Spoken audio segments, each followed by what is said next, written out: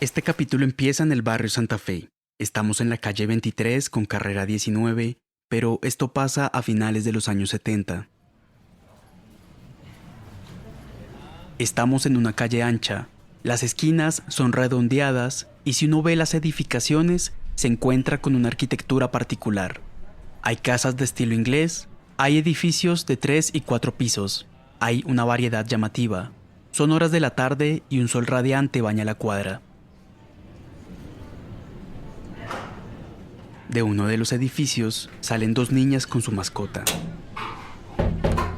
Nosotras con mi hermana teníamos una perrita, se llamaba Bambi. Las niñas sacan a pasear a Bambi por las calles del barrio. Entonces nuestro lugar feliz era el Parque Oscar. Porque llegábamos al Parque Oscar, salíamos con la perrita, pero además recorríamos hasta la 24, ya como todas las caminatas. Y salíamos muy tranquilos porque sabía que no nos podía pasar nada con nuestra perrita. Hoy estas calles son otras muy distintas a las que se evocan en este recuerdo de infancia. No solo el tiempo les ha pasado encima, también lo ha hecho toda la agitada dinámica por la que ha atravesado este territorio a lo largo de su historia. Quien habló antes es Marisbel Rodríguez. Ella es profesora y también es una investigadora del Santa Fe. Durante muchos años vivió en el barrio, por lo que a través de su relato es posible vivir las calles del pasado. Soy bogotana, mujer bogotana, artista plástica y profesora. He sido habitante del barrio Santa Fe como ya 40 años. Seguir los recorridos que Marisbel relata permite construirse mentalmente la vida de este barrio, pero los tránsitos de Marisbel no se dan solo a través del espacio, sino también del tiempo. Y esos tránsitos se pueden seguir en su tesis de maestría, titulada Patrimonio y Prostitución, Memoria del Barrio Santa Fe. Y cuando empecé a hacer la maestría, pues ¿cuál era el tema de investigación? Pues estaba toda la crisis, toda la tensión, porque se había declarado zona de tolerancia. En este valioso documento, ella hace una extensa investigación sobre los orígenes, la construcción, la forma en que se fue habitando el barrio Santa Fe y la forma en la que se ha ido transformando. Es, como dice su título, una especie de memoria barrial. No era la primera, pero sí como tesis de una memoria del barrio Santa Fe, puede que sea la primera. Ahora ya se han hecho muchísimas. Y en este capítulo seguiremos algunos momentos de esas memorias. Hablaremos de los antecedentes, de la fundación del barrio, de sus años de prosperidad y de cómo se fue transformando con la llegada del nuevo milenio. Todo a través de la investigación, la mirada y la experiencia de Marisbel. Pero en realidad creo que de lo que se trata es que no se pierda la memoria del barrio. Mi nombre es Johnny Martínez Cano y esto es Barrio Santa Fe, espacios íntimos atravesados por la migración y el tiempo. Capítulo 2. La promesa de un barrio.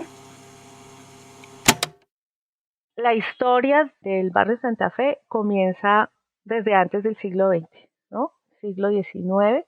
Marisbel inició su investigación sobre el Santa Fe a inicios del año 2000 y al rastrear los antecedentes del barrio, se dio cuenta de que tenía que ir más de un siglo atrás. Y es que el espacio que ocupa el barrio era una quinta hacia mediados del siglo XIX. Las quintas eran espacios rurales, una especie de fincas que servían como lugares de recreo para las familias o lugares de pequeña producción agrícola. Era una zona de tierras nuevamente, como digo, rurales que tenían una casa que tenía un solo nivel, ¿no? Con una teja y que estaba pues bajo el distrito, bajo la zona de ese distrito. La quinta que ocupará después el barrio Santa Fe se llama San Antonio de la Azotea y sus dueños, como dije en el episodio pasado, eran la familia Villalobos. Y pues coordinaba con la parroquia de la zona, en este caso era la parroquia de Las Nieves y uno de los límites era San Diego, ¿no? También. Y en realidad era una zona amplísima, porque llegaba, como digo, entre la novena a la 22, la 23, aún hasta la 19 se alcanzaba a llegar esta zona de la estancia de lo que era la quinta de San Antonio de la Azotea. Bogotá era para entonces una ciudad pequeña, casi limitada a lo que ahora es el centro histórico. Pero con los años, la ciudad se va expandiendo y con ello la quinta va reduciendo su tamaño. Avanzamos hasta finales del siglo XIX y principios del siglo XX, pues en este periodo hay registros de donaciones de tierras que hicieron los dueños de la quinta para ampliar el cementerio central y el cementerio alemán. Además, el terreno se reduce también con la expansión de las vías del ferrocarril, una expansión que se hace por la construcción de la estación de La Sabana en 1913. Entonces se necesitan unos espacios para circulación de las líneas férreas.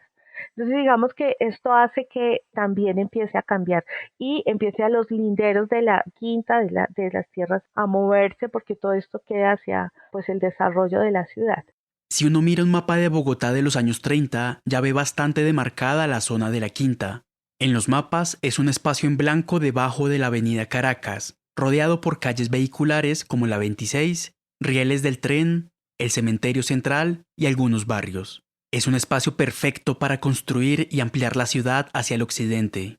Y precisamente en los años 30, la familia Villalobos vende la Quinta para la construcción del barrio Santa Fe.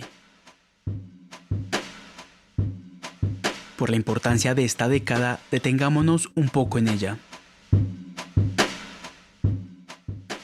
Se dice que para los años 30 Bogotá dejaba su imagen de ciudad colonial y se estaba modernizando. En los años 20 se construyó el primer edificio en concreto armado y en 1932 se inauguró la avenida Caracas, que conecta la ciudad de norte a sur.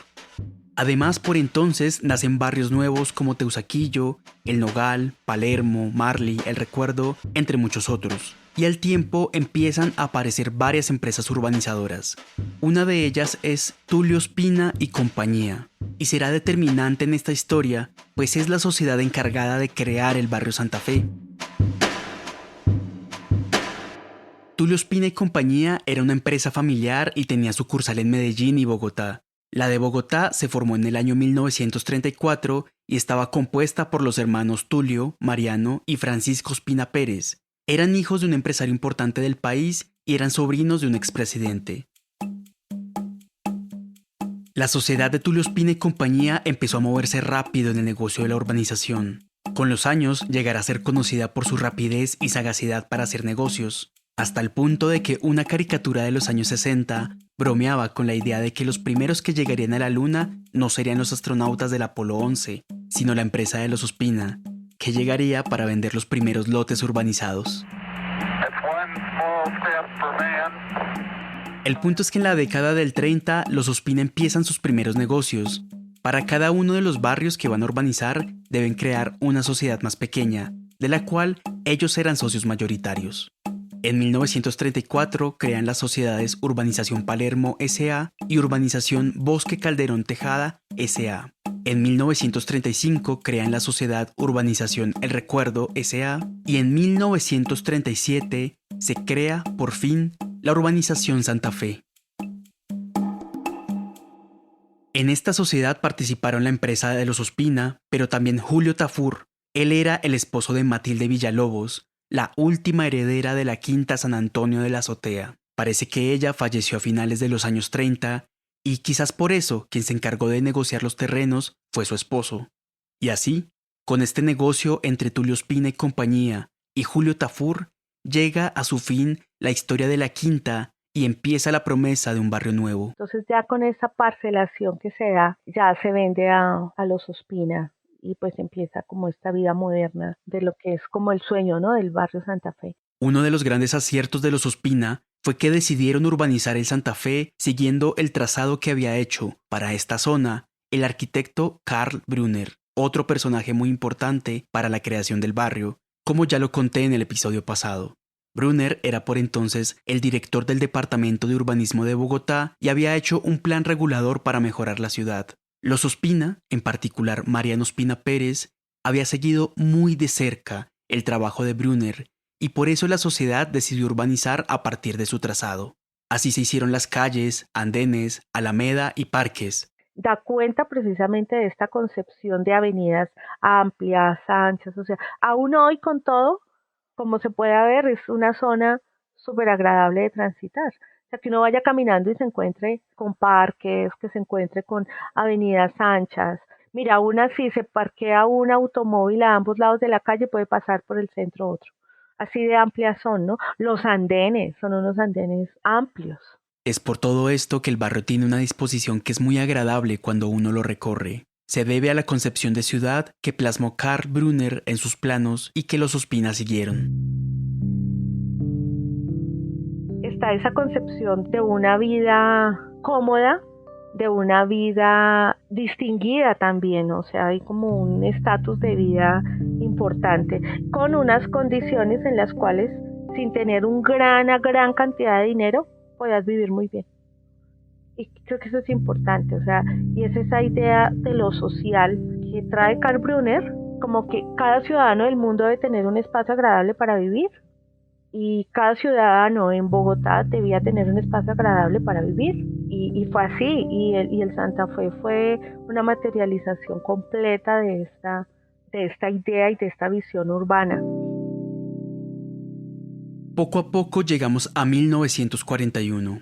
En este año, aunque no se ha terminado de urbanizar todo el lugar, empieza la venta de lotes. Entonces la sociedad ha pasado de llamarse Tulio Ospina y compañía a ser solo Ospina y compañía. Y para impulsar la venta de lotes, los Ospina crean un folleto promocional. Allí se puede ver cómo ellos tenían bastante claro el gran lugar que estaban construyendo.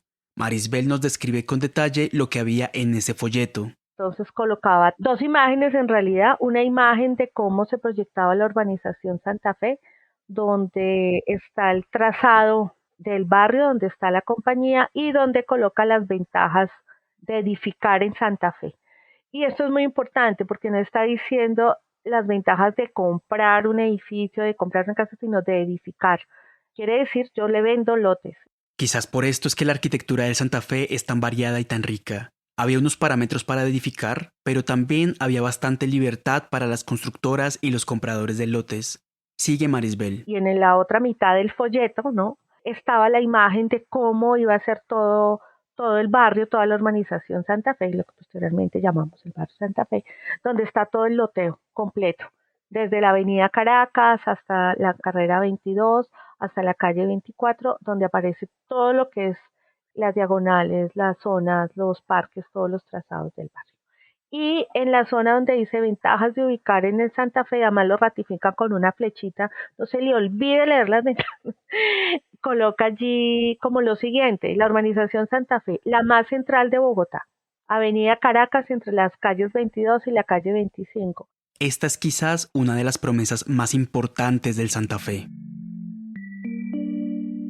La más central de Bogotá, ¿no?, como un elemento tremendamente atractivo. ¿Qué significa algo central? No está lejos de la vida pública, de la vida civil, no está lejos de los médicos, no está lejos de las notarías, no está lejos de todo lo demás. Incluso hoy, digamos, si a uno le preguntan qué es importante para usted vivir en una zona, que me quede cerca al trabajo, que me quede cerca a la universidad. La distancia es muy importante porque eso es también calidad de vida. Hoy hablamos de la calidad de vida. Y a partir de esta promesa se desprendían las distintas ventajas de la urbanización que aparecen en el folleto y que Marisbel nos lee. Economía enorme en gastos de tranvía y automóvil para usted, su familia y sus sirvientes. Economía de tiempo en sus viajes al centro, cercanía a todos los recursos médicos, farmacéuticos, comerciales de la ciudad, porque la parte fundamental de Bogotá estaba en el centro. Cercanía a los parques del Centenario y de la Independencia, que constituyen la plaza de Más Porvenir en Bogotá. O sea, era como, usted va a estar cerca del Porvenir, usted va a estar cerca del Progreso, cercanía a las tres principales teatros y salones de la capital, Astral, Colombia y Faenza. Y eso implica también cercanía a una vida cultural, ¿no?, cercanía a unas formas también de socializar en el espacio y de estatus también, ¿no? Cercanía a la Plaza de Mercado de las Nieves, situación en la zona de Más Porvenir, al lado de la única avenida de 40 metros que atraviesa la ciudad, la avenida Caracas. Los Ospina prometían con el Santa Fe una especie de barrio donde está el futuro de la ciudad. El porvenir estaba allí. Los años siguen pasando en el barrio Santa Fe. La venta de lotes empezó en 1941, pero 1942 es el gran año de ventas. Y hasta 1948 hay un periodo de crecimiento. Allí se instalan migrantes europeos, como conté en el episodio pasado, y personalidades importantes del país. La misma familia Villalobos compra una propiedad y hace un edificio que está ubicado en la calle 16A número 2390. Este edificio será importante en el próximo episodio. En fin, los años 40 avanzan con esplendor en el barrio hasta que llega el Bogotazo. El gobierno de Ospina Pérez está tambaleando. Nuestro movimiento se suspende cuando damos la cabeza de Ospina Pérez. Y con algunas familias que vivían en el Santa Fe se desplazan a otros sectores. En su reemplazo llegan estudiantes, académicos, intelectuales. Los años 50 son un periodo de tránsitos constantes. Algunas personas se quedan en el barrio más que otras, pero igual se van. Desde finales de los 50, empiezan también a funcionar discretos negocios de prostitución o casas de citas. Ya en la década del 60 no queda casi ninguno de los primeros habitantes, pero llegan a vivir personas de distintas regiones del país. Con un barrio de estudiantes, población flotante, casas de citas y personas del mundo de la política y la cultura, entramos a la década del 70. Allí es cuando llega la familia de Marisbel. Nosotros veníamos del barrio Centenario. Mi mamá siempre había trabajado cuidando casas. Mi papá vendedor ambulante, él vendía tienda comerciante, ¿no? Productos comestibles. Mis tías, ellas venían de zonas rurales y empezaron a trabajar cuidando edificios. Y las tías, dos de ellas, vivían en la 23A y cuidaban edificios y eran estos edificios que tenían portería, ¿no? Entonces ellas eran, digamos, quienes eran las porteras, ¿no? Para la época del término.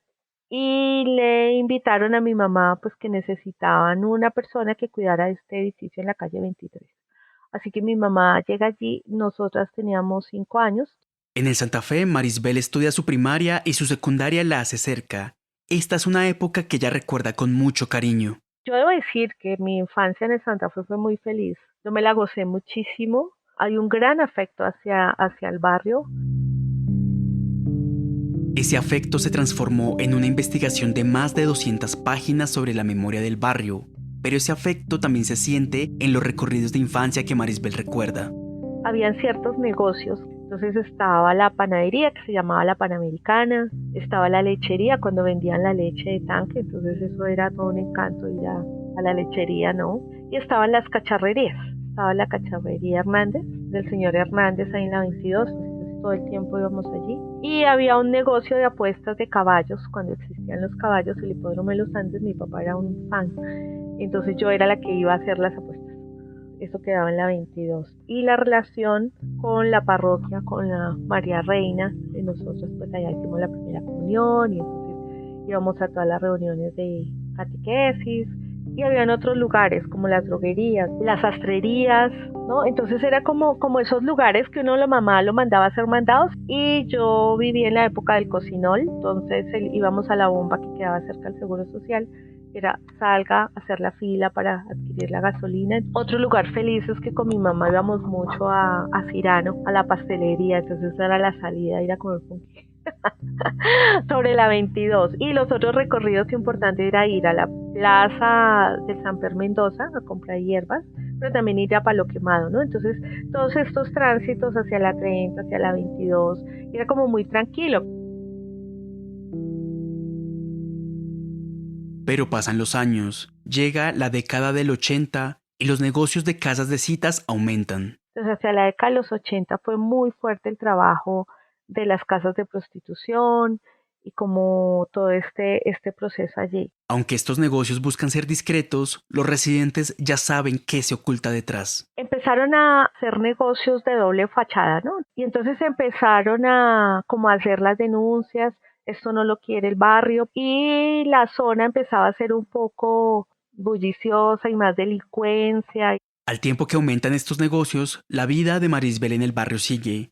Ella crece, se gradúa del colegio e ingresa a la Universidad Nacional. Y estando en la universidad, yo estudié artes plásticas, entonces iba desde el Santa Fe a la Universidad Nacional caminando. O sea, casi toda la carrera la hice caminando. O sea, ya. Pero luego empecé a trabajar en el centro, en la Universidad de la Jorge Tadeo Lozano, y transitaba la 23, o sea que era un caminar permanente donde uno veía cómo se daban todos estos cambios. Llega la década del 90 y con el fin de siglo se empieza a considerar hacer del Santa Fe una zona especial de servicios de alto impacto. es decir, un lugar donde se permiten las actividades de esparcimiento relacionadas con el consumo de alcohol y la vida nocturna. Discotecas, moteles, hoteles por horas, whiskerías, striptease y casas de lenocinio quedarían permitidos. Es lo que comúnmente conocemos como una zona de tolerancia. Y así, en el 2002, se autoriza una parte del Santa Fe como zona de tolerancia. No son muy claras las razones de la alcaldía para ello, pero lo que sí es claro es que quienes vivían en el barrio no estuvieron de acuerdo con esta decisión. Así lo cuenta Marisbel. Cuando se declararon la zona de tolerancia, que empezaron los primeros abogados a decir, no, pero es que a la alcaldía llegaron unas cartas de que toda la comunidad estaba de acuerdo. No, se hicieron unas reuniones y firmaron la asistencia, pero en ningún momento se firmó que se aprobaba.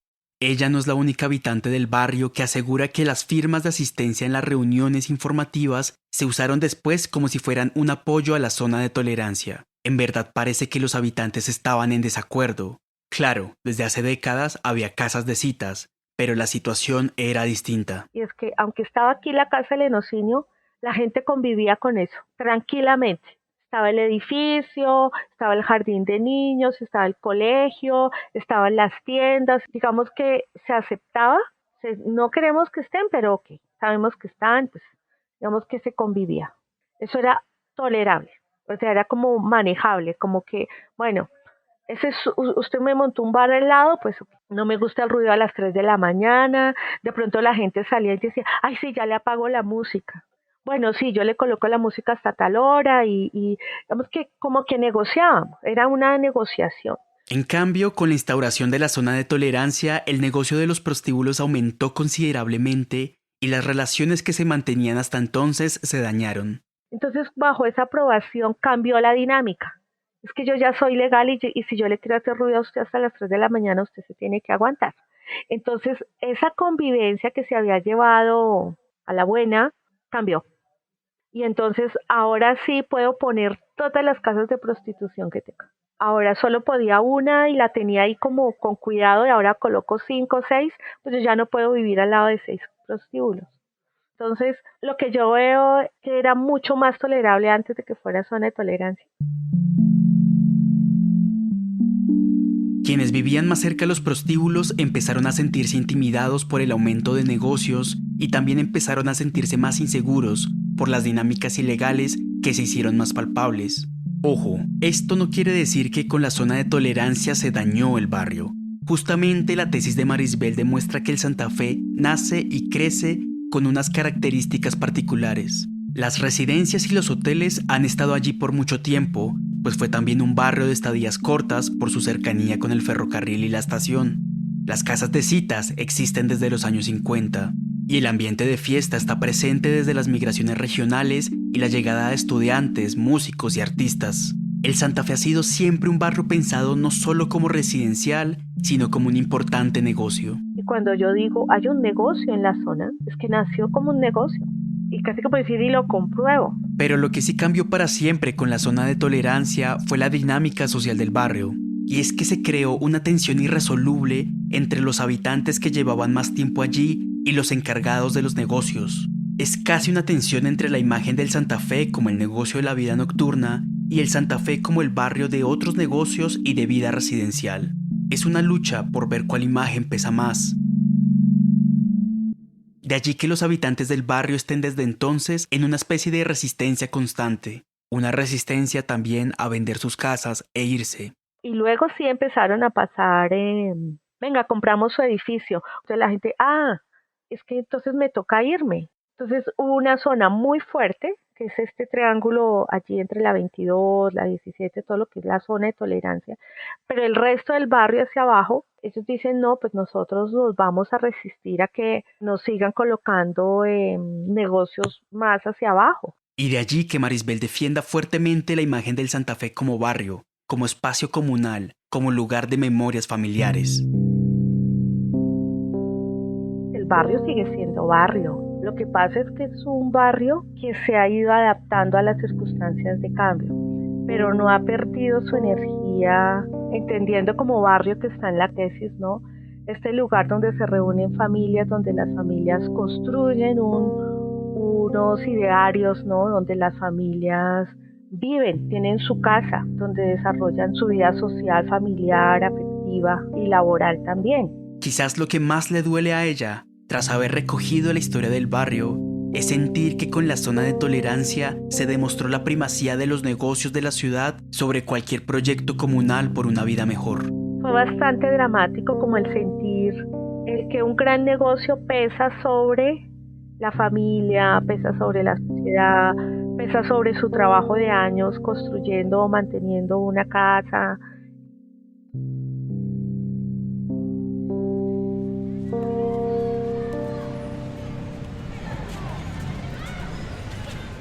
Así suena el Parque Oscar del barrio Santa Fe, una tarde cualquiera del presente. Es el mismo parque que recorrían Marisbel y su hermana con su mascota. Los niños van a jugar, los adultos hacen ejercicio. Es la vida barrial en todo su esplendor.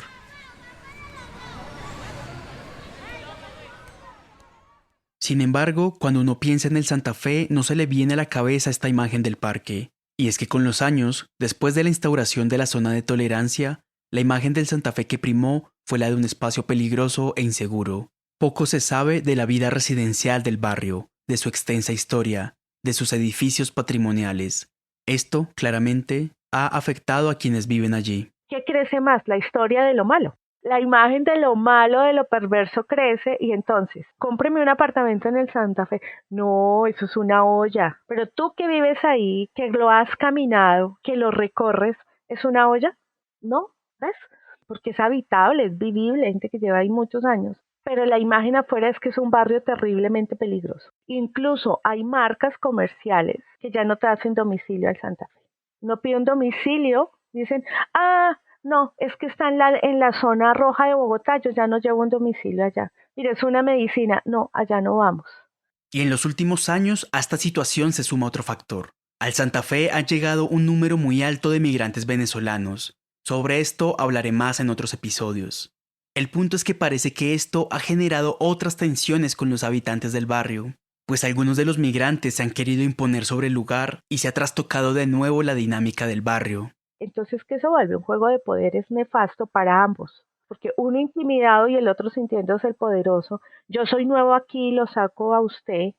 No, pero ¿cómo se envalienta si usted es el nuevo? Más bien trabajemos juntos. Yo creo que ese es un problema en Bogotá, pero en el Santa Fe creo que eso es palpable. Y aunque la alcaldía ha hecho algunas propuestas para la cuestión de los migrantes y el barrio, los habitantes que llevan más tiempo allí son muy reticentes.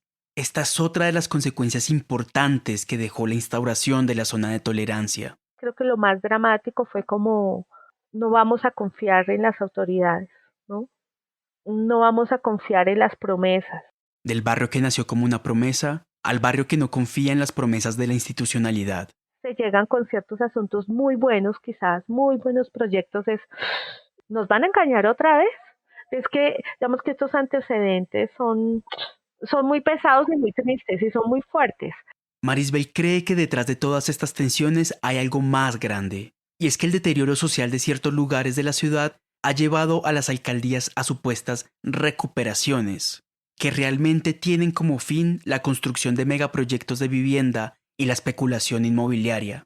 Creo que es peligroso si uno no se da cuenta que esa división hay un tercero que está esperando que estos dos estén muy mal y a ninguno le va a servir. Esto ya ha pasado en otros lugares de Bogotá y Marisbel ha investigado lo suficiente como para saber que el Santa Fe, aún ahora, es un espacio con bastantes ventajas para los inversionistas de la tierra. Yo sigo pensando que ya hay muchos intereses y desde siempre, porque esa zona es un gran negocio. Como lo anunciaban los Ospinas en el 30, que me preguntaban del anuncio publicitario de cómo lo anunciaron, pues lo anunciaban como el gran negocio. El problema es que este tipo de proyectos suelen llevar también a la expulsión de quienes viven allí, con lo que se arrasa toda una memoria y una historia. Entonces, en el momento en que hay que expropiar, en el momento que esa zona no valga mucho, pues si es un edificio de apartamentos, tipo los que están alrededor sobre la 13, apartamentos como las Torres, Bavarias y demás, pues ¿qué sucede? Que necesitamos limpiar la zona. Sin embargo, tras las palabras de Marisbel no siento una sensación de derrota, sino más bien el deseo de un cambio para el barrio. un cambio que implique volver a un trabajo comunal. Pero si no se unen inmigrantes con residentes del barrio, sino uno ve al otro como el enemigo y al otro, pues es muy difícil. Justamente, cuando le pregunté a ella qué le gustaría recuperar del barrio del pasado, me dijo que era eso, ese sentido más comunal del territorio que se perdió con el tiempo. Yo crecí con un barrio mostrando mucha afectividad y como de mucha apertura, como también esas personas mayores que le daban como ese abrigo a la gente, ¿no? No quiere decir que no hubiesen peligros y esas cosas, pero uno no las percibía porque primaba como el hacerle bien al otro y sin creer que porque le hago bien al otro, entonces a este lo puedo engañar. Yo me alcancé a vivir en un Santa Fe donde no es que yo voy por lo mío, sino que todos estamos aquí. Todos estamos aquí y todos trabajamos de forma comunal por este lugar que habitamos. Todos lo defendemos contra los intereses económicos que amenazan con destruir nuestra forma de vida. Así en el mundo actual sea difícil arraigarse a un solo territorio, así estemos solamente de paso. Yo puedo que esté de paso, pero es que estás ahí. En este instante estás ahí y en este instante este lugar te está dando un abrigo, te está dando un lugar por donde transitas. Esa añoranza de una vida más comunal quizás podría ser una nueva promesa para el barrio.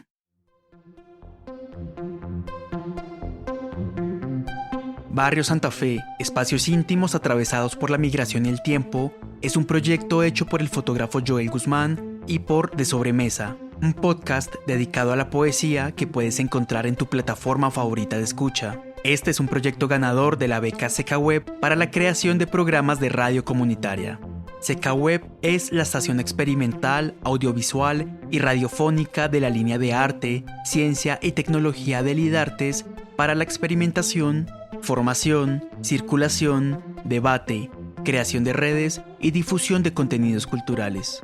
Este proyecto tiene un componente visual importante que puedes consultar en los enlaces de la descripción. El guión y la edición de este episodio son míos. Yo soy Johnny Martínez Cano. Gracias por escuchar y hasta un próximo episodio.